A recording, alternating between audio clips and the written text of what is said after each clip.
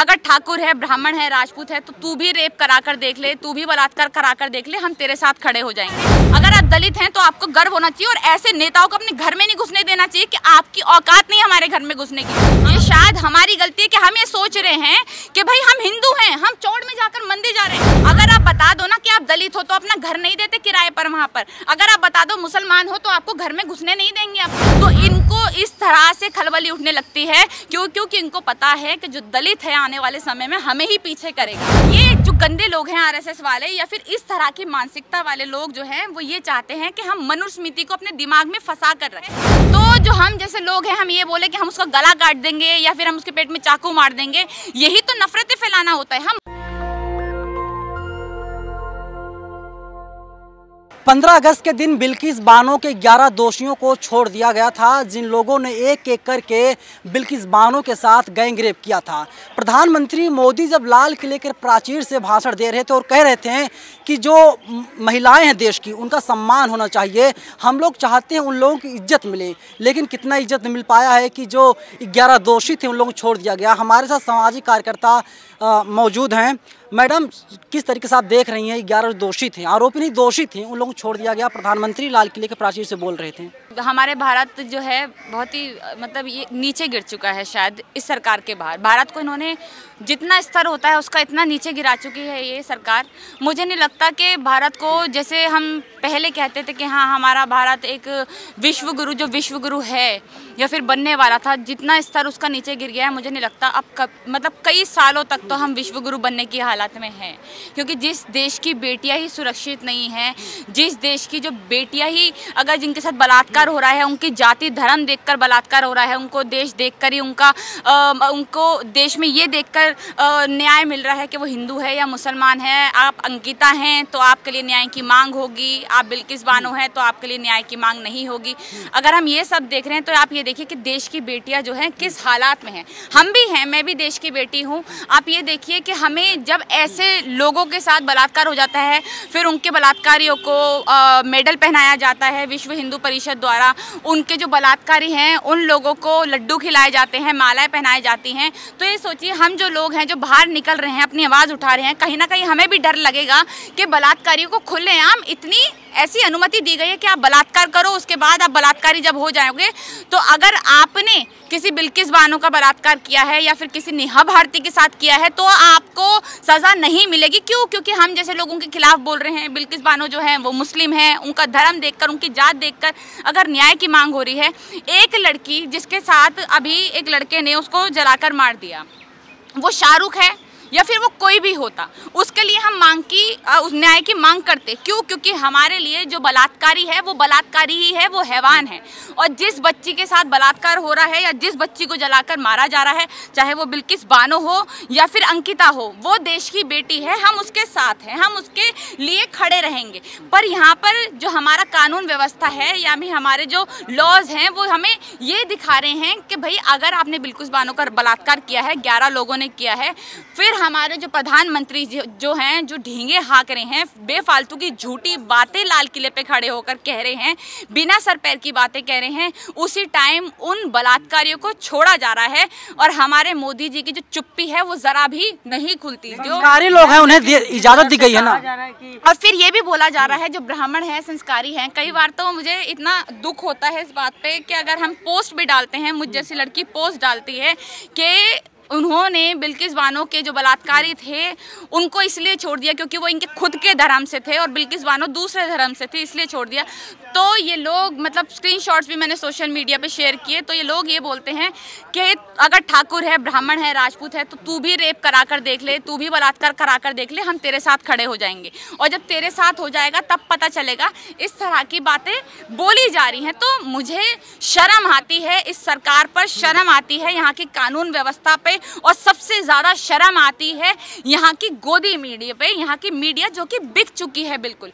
आप ये देखिए, आप जैसे लोग हैं जो सोशल मीडिया पे सच्चाई दिखा रहे हैं, सोशल मीडिया पे अगर सच्चाई ना दिखे तो गोदी मीडिया जिस तरह से नफरतें फैला रही है, हिंदू मुसलमान का जहर घोल रही है, मॉब लिंचिंग जिसके वजह से हो रही है, बलात्कारी जिसके वजह से लोग बन रहे हैं, इस तरह से जब चीज़ें हो रही हैं तो आप ये सोचिए कि हमारा देश जो है किस स्तर पर गिरेगा। जो आज हम ढींगे हाँक रहे हैं बाहर जाके, आज हमारे हमारे देश की जो हम वाहवाही कर रहे हैं कि हम तो विश्व गुरु बन गए हैं। ऐसा लग रहा है मैडम सब कुछ हिंदू मुसलमान ही है, क्योंकि जब अंकिता के साथ इस तरह घटनाएं होती हैं इसके बाद टीवी मीडिया चिल्लाती है, और एक महंत है राजू दास कहते हैं कि जो शाहरुख का गला काट कर लाएगा 11 लाख रुपए दिया जाएगा। देखिए, शाहरुख ने जो किया हो, ठीक है, या फिर बिल्किस बानो के जो बलात्कारी हैं उन्होंने जो किया है, उनको सजा देने वाले हम कोई नहीं होते।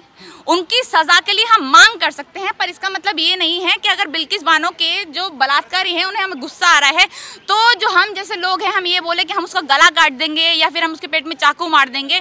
यही तो नफरतें फैलाना होता है। हम मांग कर रहे हैं कानून से, हम मांग कर रहे हैं सरकार से कि आप इनको सजा दीजिए, पर गलती उनकी नहीं है जो ऐसा बोल रहे हैं कि गला काट कर। उनका कुछ हो नहीं रहा, हमारी कानून व्यवस्था, हमारी सरकार उन जैसे गंदे लोगों का कुछ कर नहीं रही, इसी के कारण वो लोग ऐसा बोल रहे हैं। उनको इतना बड़ा जो बैक है, उतनी स्ट्रॉन्ग बैक जो है वो बीजेपी सरकार की, विश्व हिंदू परिषद की, आरएसएस की मिली हुई है, इसलिए वो इस तरह की गंदी घटिया सोच वाली बातें करते हैं। तो मुझे लगता है उनको पकड़ने से पहले जो ऐसी गंदी बातें कर रहे हैं, हम ये देखिए जो उनके जो दिमाग में जो जहर घोला है, जो इस तरह की मानसिकता जो पैदा करी है, उन लोगों के दिमाग में आखिर 2014 के बाद ही ऐसी सोच क्यों आई जब कांग्रेस सरकार थी। न सिर्फ रिलीजियस लीडर ऐसा कह रहे हैं, हम हमारे जुडिशल सिस्टम से भी, दिल्ली हाई कोर्ट की एक जज हैं, वो कहते हैं कि हिंदुस्तान की महिलाओं को मनुस्मृति का सम्मान करना चाहिए। मनुस्मृति जिसमें ये लिखा है कि जो शूद्र है, जिसमें शूद्र वर्ड का यूज़ किया गया है, जिसमें ये लिखा है कि शूद्र के उनको बोलने की इजाज़त नहीं है, उनको सुनने की इजाज़त नहीं है, मुंह में शीशा पिघला के डाल दो या फिर जीभ काट दो, इस तरह की बातें जिसमें लिखी गई है। ये चाहते हैं कि जैसे हम संविधान पढ़ रहे हैं ना, हमारे संविधान में जो लिखा हुआ है हमारे बाबा साहेब के द्वारा, हम ये जो गंदे लोग हैं आरएसएस वाले या फिर इस तरह की मानसिकता वाले लोग जो हैं वो ये चाहते हैं कि हम मनुस्मृति को अपने दिमाग में फंसा कर रखें। जो शूद्र है वो अपने, जिनको ये शूद्र मानते हैं, देखिए हमारे भारत में एससी एसटी ओबीसी माइनॉरिटीज हम सब एक है, हम इंसान हैं, ठीक है। अगर कोई लड़की, मैं भी खुद मैं गर्व से कहती हूँ, मैंने अपने हाथ पे बाबा साहेब का टैटू बनवा रखा है और मैं गर्व से कहती हूँ मैं दलित हूँ, और मैं ये भी कहती हूँ कि मैं बहुत पढ़ी लिखी हूँ और इनकी किसी की भी लड़कियों से जो ऐसी बात करते हैं, इनकी किसी की लड़की से कम नहीं हूँ। और हमारे पास ऐसी बहुत सी बेटियां हैं जो इन जैसे लोगों से, जिनकी गंदी सोच है इस तरह की मानसिकता वाली, जो दलित को दलित बोलते हैं या फिर दलित को नीचा दिखाते हैं, हम गर्व से कहते हैं हम दलित हैं और हम इस भारत की बेटी हैं, हम गर्व से कहते हैं। इन जैसे गंदे लोग जो ये कह रहे हैं कि मनुस्मृति की, देखिए हमारी जो कानून व्यवस्था, आप ये देखिए कि हमारा मीडिया हो गया, हमारा कानून हो गया, हमारी पुलिस हो गई, पूरी की पूरी जो यहाँ पर उच्च जो मतलब सारे जो लोग हैं, वो लोग बैठाए कौन गए हैं, वो जो लोग हैं सारे ऐसे ही सोच के लोग हैं। हम सरकारों में जो बड़े बड़े लीडर्स देख ले, चाहे कोई सी भी सरकार हो, हम सारे बड़े बड़े लीडर्स देख ले तो सारे के सारे ये सारे ठाकुर हैं, कोई ब्राह्मण है, कोई राजपूत है, सारा जितना भी वर्ग है इनको, चाहे हम हॉस्पिटल में देख ले, हम वकील देख ले, इन्हीं लोगों को, और हम जो लोग हैं उनको, क्योंकि डरते हैं हमसे। हमारा आरक्षण इसीलिए तो खत्म करने में लगे हुए हैं ना, आरक्षण इसीलिए खत्म करने में लगे हुए हैं क्योंकि हम जैसी देश की बेटियां, हमारे जो दलित समाज के जो लोग हैं, जो इम्प्रूव कर रहे हैं अपने आप को, पढ़ रहे हैं, लिख रहे हैं, आगे बढ़ रहे हैं, उन लोगों को ये आगे बढ़ना नहीं देना चाहते क्योंकि डरते हैं, क्योंकि हम जैसे लोग पढ़कर इन्हीं लोगों को पीछे कर देंगे एक दिन, और हम ही जो लोग हैं सारे ऊपर बैठकर हमारी जो जिन पर ये हथिया कर बैठे हैं, क्योंकि इनको सरकार मिली हुई है, इनको कानून व्यवस्था, इनका एडमिशन पहले होता है। मतलब आप ये देखिए जो आरक्षण, बहुत ही कम आरक्षण, ये जैसे कहते हैं ना कितना आरक्षण मिलता है, जो बहुत ही कम आरक्षण मिलता है। 85% लोग SC ST OBC और माइनॉरिटीज़ है, 85% भाग जो है हमारा भारत का, और 15% लोगों को सब कुछ मिला हुआ है। अगर 22% किसी को मिल जाता है तो इनको इस तरह से खलबली उठने लगती है, क्योंकि इनको पता है कि जो दलित है आने वाले समय में हमें ही पीछे करेगा। समाधान कैसे निकलेगा इसका? बहुत बड़ी समस्या है। समाधान, एक ही समाधान है इसका, वो है जनता।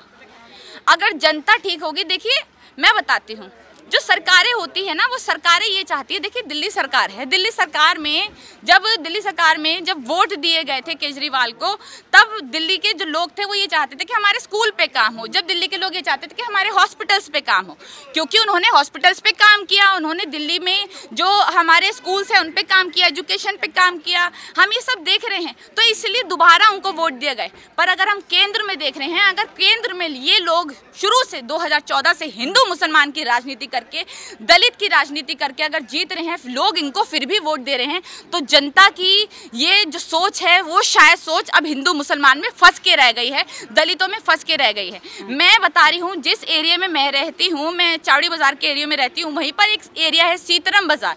सीतरम बाजार में पूरा का पूरा जो एरिया है वो पंडित जो हैं, ठाकुर जो है वहाँ पर रहते हैं। अगर आप बता दो ना कि आप दलित हो तो अपना घर नहीं देते किराए पर वहाँ पर। अगर आप बता दो मुसलमान हो तो आपको घर में घुसने नहीं देंगे अपने, आपसे पहले जात पूछी जाएगी तब आपको रहने का अनुमति होगी किराए पर भी।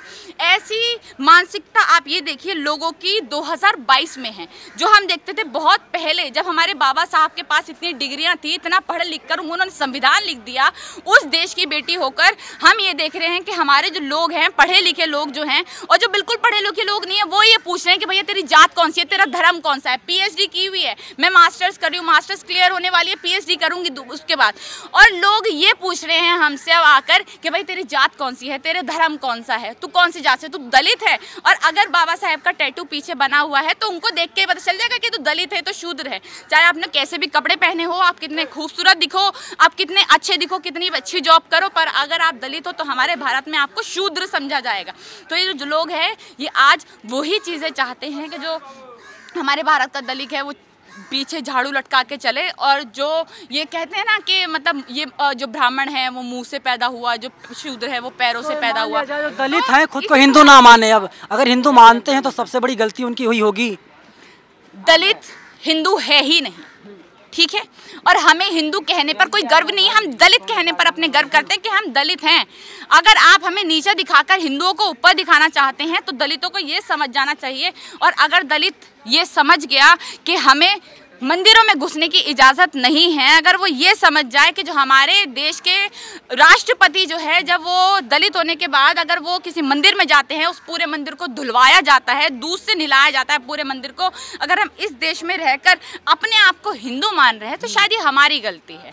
ये शायद हमारी गलती है कि हम ये सोच रहे हैं कि भाई हम हिंदू हैं, हम चौड़ में जाकर मंदिर जा रहे हैं। आप ये देखिए राम मंदिर की मांग शायद जितनी पंडितों राजपूतों ने की होगी ना, उससे ज़्यादा दलितों ने की है यूपी में। दलित इस तरह से हिंदू बनकर घूम रहे थे, आज सबसे ज्यादा गर्व जो है दलितों को हिंदू होने पे। अगर दलित ये बात समझ जाए कि हम हिंदू नहीं हैं, हम दलित हैं और हमें दलित बनकर आगे लड़ना है, जैसे हम लड़ रहे हैं, हम गर्व से कहते हैं हम दलित हैं, हमने बाबा साहेब का टैटू बनवा रखा है, हम उनकी सोच पर चलते हैं, हम उनकी सोच पर आगे बढ़ते हैं, हम उनकी तरह ही जैसे वो पढ़े लिखे थे, हम पढ़कर इन लोगों को पीछे करना चाहते हैं।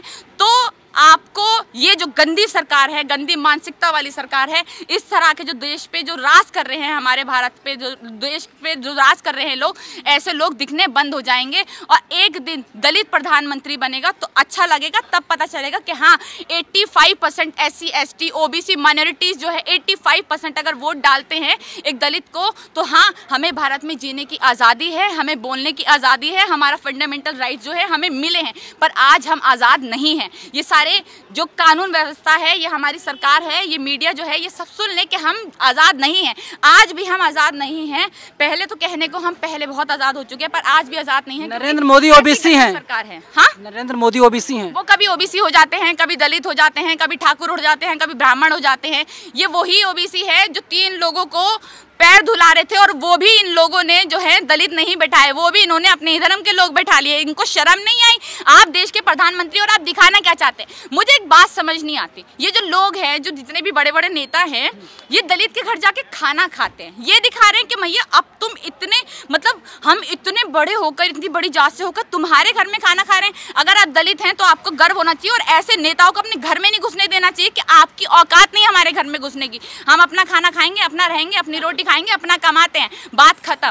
तो अगर इस तरह की सोच, इस तरह की मनुस्मृति को लाने की कोशिश की जाएगी तो भारत के बुरे हाल होंगे। गुजरात में चुनाव भी है, लेकिन कहा जा रहा है कि बिल्किस बानो का जो रिहाई हुई है, 2002 में दंगा हुआ था, अब 2022 में सारे जो केस बंद कर दिए गए, तो क्या चुनाव में यही मुद्दा बनने रहेगा क्या? देखिए, चुनाव में मुद्दे बनने के लिए ये लोग कुछ भी कर सकते हैं, कभी भी मॉब लिंचिंग करा देंगे। तो आप ये मत सोचिए कि उस टाइम ऐसा कुछ करने के लिए इनको बिल्किस बानो की ज़रूरत पड़ेगी। बिल्किस बानो तो इनके लिए एक छोटी सी चीज़ है।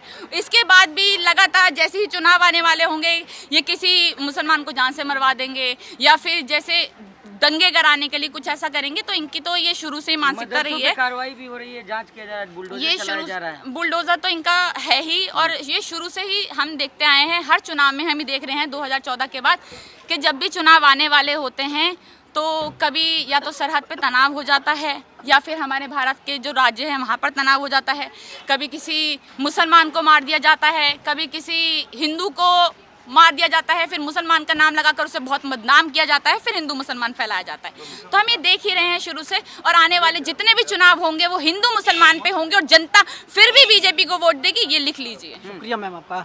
देखिए, नेहा भारती हैं, सामाजिक कार्यकर्ता हैं, तो इनका साफ यही कहना है कि जो बिल्किस बानो के 11 दोषी थे फिर उनको फिलहाल जेल में डाला जाए या उन्हें फांसी दी जाए, क्योंकि जिस तरीके का काम उन लोगों ने किया था बहुत गलत था और बीजेपी कहीं ना कहीं उसको भुलाने का काम कर रही। बीजेपी का एक एमएलए है, वो कहता है ये लोग तो संस्कारी थे और इन लोगों को तो माफ़ कर दिया जाना चाहिए।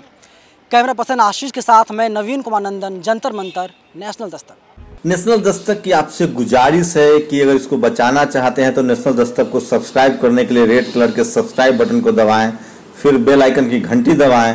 नेशनल दस्तक को बचाने के लिए बहुत जरूरी है कि हर खबर को शेयर करें, लाइक करें, कमेंट जरूर करें।